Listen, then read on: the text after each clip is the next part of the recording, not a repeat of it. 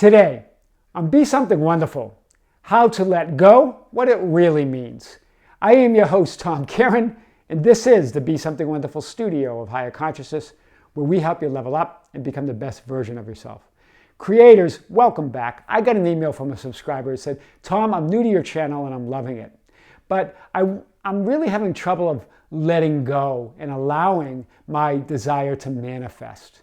And I know you and other spiritual teachers have talked about letting go, and that it's not about letting go of your desire, but simply allowing it to come. But I'm really struggling with that. And because when I look around in the 3D world and it hasn't manifested yet, I start getting down about it. I start getting worried and anxious. And then I start getting more attached to my desire, and it gets even more difficult to let go.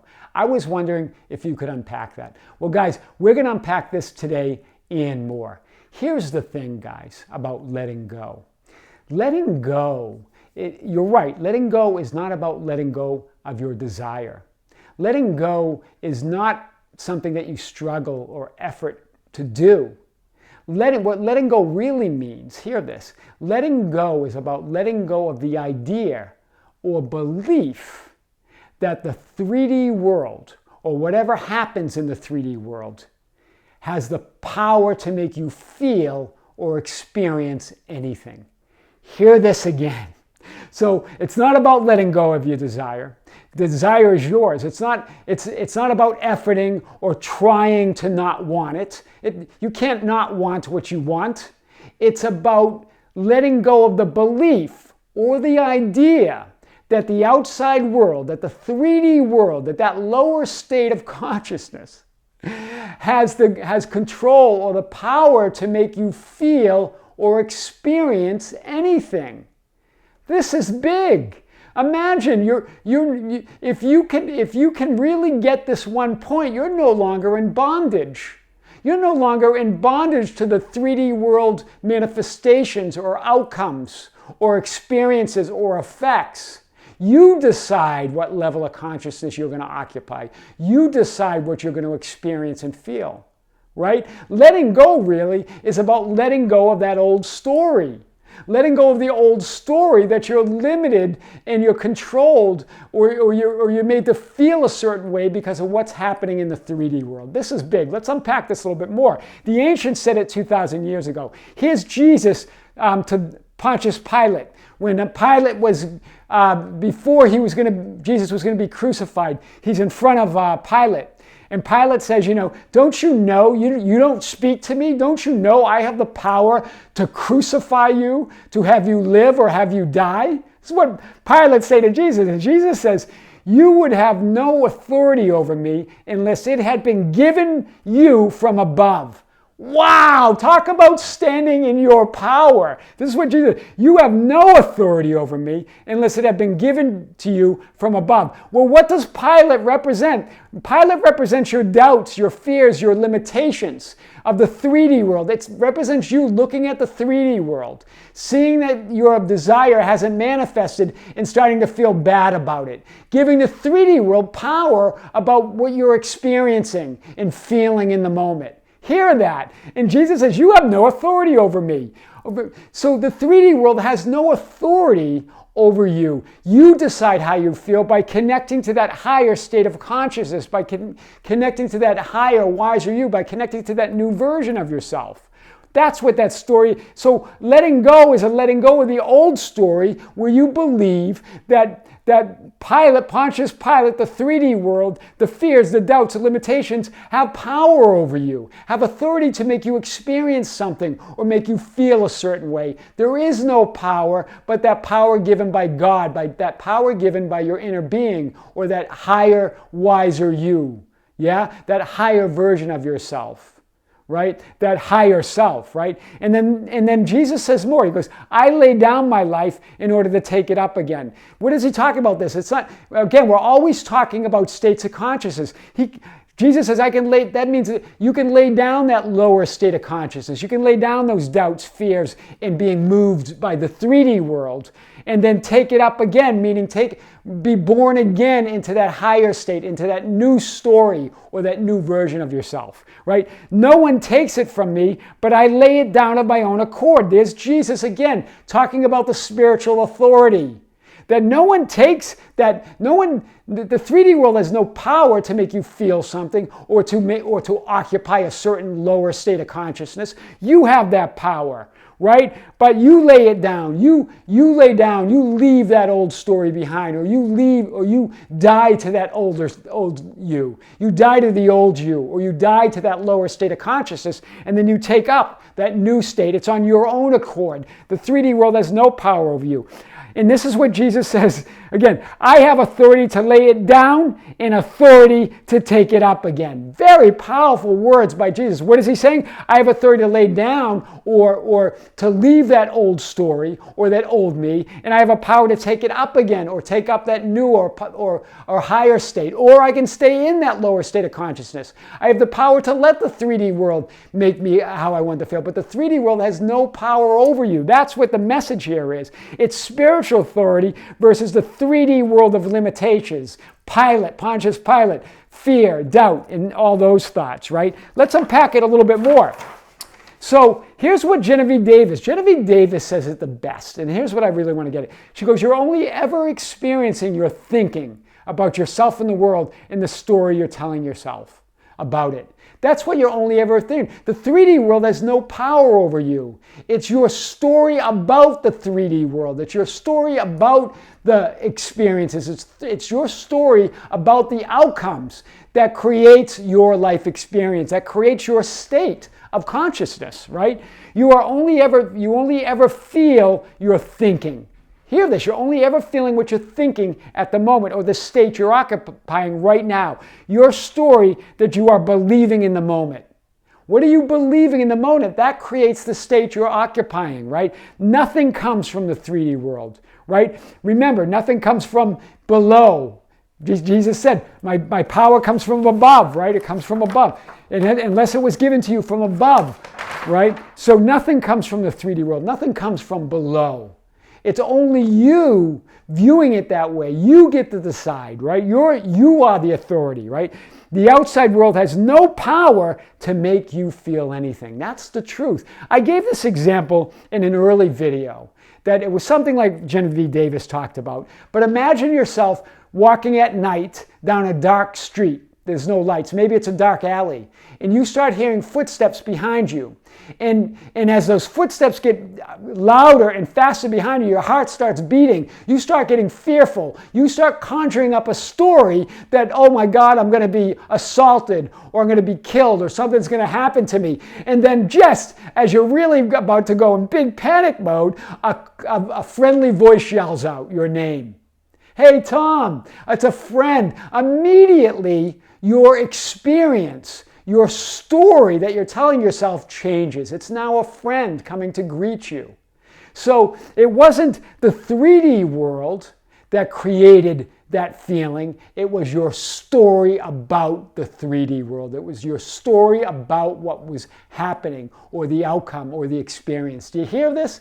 It's not the experience didn't change. The person's still the person. It was your friend when you didn't know it. It was your friend with those heavy footsteps. It was your friend that was speeding up. The facts didn't change of the 3D world, right? It was your story that changed. You create the facts. You create the world. You create the experience by the story you're telling yourself, right? You created the fear. You created the anxiousness. You created the worry and the panic, right? By the story you're telling yourself. When you change the story, you change the world. This is big, right? So this is the good news. The 3D world and all the outcomes, whether your desire manifested or not, has no effect on you. It has no authority to make you feel anything. It's only your story you're telling yourself, just like those footsteps.